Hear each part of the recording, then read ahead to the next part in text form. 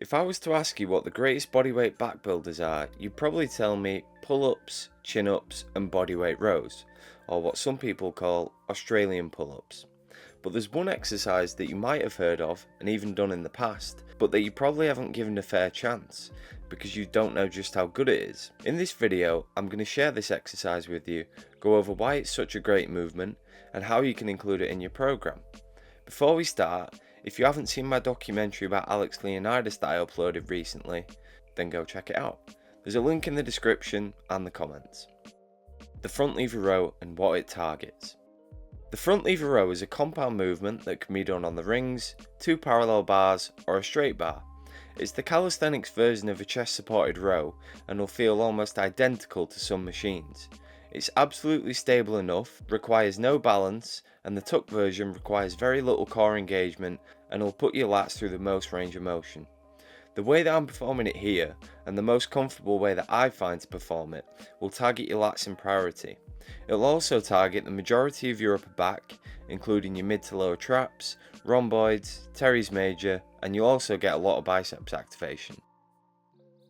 Special benefits of the front lever row. So excluding the lats, this movement targets almost all of the areas of the back that pull-ups neglect, such as the rhomboids and traps. You might have heard people say that vertical pulls are for width and rows are for thickness. Well, this is what they mean. The rhomboids and traps will provide your back with that thickness. They'll add detail and give you that 3D look from a side angle. So if you only have access to a pull-up bar, then you really have no excuse to not have a horizontal pull in your routine. Like I said though, this movement heavily targets the lats and will make your back wider. If you want to bias your lats more, then don't retract your shoulders too much. Your lats' primary function is pulling your arm back, or shoulder extension, so you can actually keep your shoulder blades protracted, just like you might see a gym bro doing on a machine. And this will bias your lats a lot more.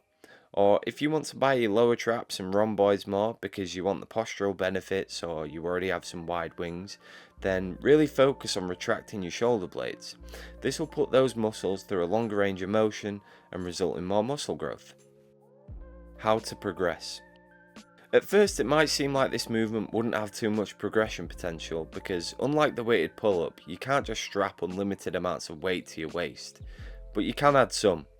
A weighted vest will work well for a while. I find that you can get about 40 kilos or 95 pounds with a weighted vest or two before it starts to become really annoying and uncomfortable. So instead, I'd recommend changing the variation. Instead of having your knees tucked and pointing towards your chin, extend them out until they're pointing up at the sky. This will change the leverage and make the exercise much harder on your lats and your abs, so it will take some time before you move on to this variation. Once you can do a perfect set of 10 tuck front lever rows, you can start dabbling in advanced tuck front lever rows. Once you master those, and a great strength standard to aim for would be 20 in one set, then I would add some weight. Obviously, you can mix in some pauses to make it even harder, and suddenly this becomes an exercise with very high progression potential. Not infinite, but close enough for most people. I don't want to sound too much like the old Alpha Destiny here, but a lean guy who has a standard weight training body weight of 160 to 180 pounds and can do sets of 15 to 20 advanced tuck front lever rows will have a crazy back, even more so if you increase your body weight, because that in itself is more resistance. If you're 90 kilos repping out these rows and you have big legs, you will have some chiseled stone back there, and a set of wings to go along with that. Special variations.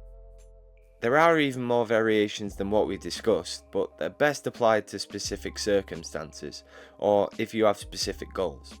First of all, I want to say that doing these on rings feels amazing. Make sure not to swing around, but honestly that's not too hard to prevent. Using rings allows you to pull past your hands and get the maximum range of motion. They also allow you to rotate your wrists in whatever position feels comfortable for you. As you can tell, I prefer the neutral grip. It's very comfy on the wrists and allows me to connect with my lats much more. When doing advanced tuck front lever rows, I do prefer to use a straight bar as it's more stable, and touching the bar to your stomach is a useful way to set a definitive range of motion for every rep.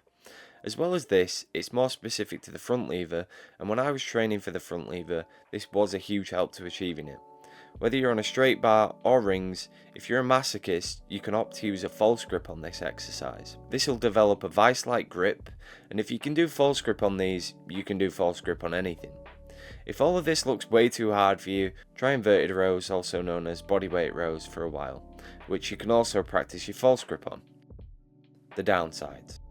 The only thing this movement doesn't target too much is the rear delts, but that's not really a problem, it's more of a feature, because the rear delts are targeted heavily on pull-ups and bodyweight rows when done with your arms at a 45-degree angle, and you are probably isolating them anyway. If you come from bodybuilding, then you can think of this movement as a low-handle chest-supported machine row. It feels almost identical to this because it functions in almost the exact same way, except you're staring up at the sky and there's no pad pressing against your chest, which for a lot of people is a huge plus because they feel like they're being crushed on a chest-supported rowing machine. Conclusion.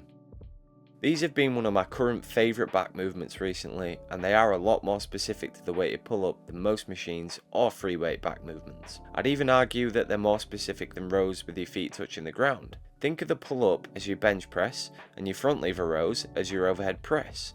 They feed in nicely with each other and can provide more volume to the same muscles while avoiding overuse. So if you want back gains and weighted pull-up gains, then put these into your rotation for a few weeks and let me know what you think. Maybe you disagree with me. Is there a reason why no one does this movement that I just don't know about? If you think you have one, then let me know. Also, if you have any other exercises that you think deserve a spotlight, then drop a comment. With that being said, thanks for watching. Now go watch my Alex Leonidas documentary.